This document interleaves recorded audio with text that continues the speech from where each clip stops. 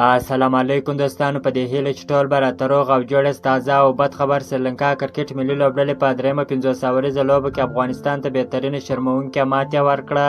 افغانستان او سریلانکا ترمنځ په درېیمه 50 اوریزه لوبه کې د افغانستان کرکټ ملي لوبډلې لوبډلمشر حشمت الله شاهدي ټاس وګټي، په خپله یې د بیټینګ پرېکړه وکړله.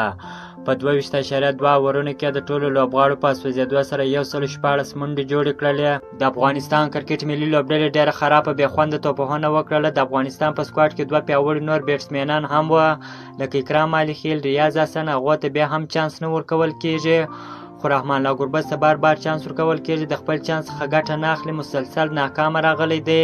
او داسې حشمت الله شاهدي چې لوبډلمشر دی، خو بیا هم په دغه لوبو کې ښه نه دی ځلېدلی.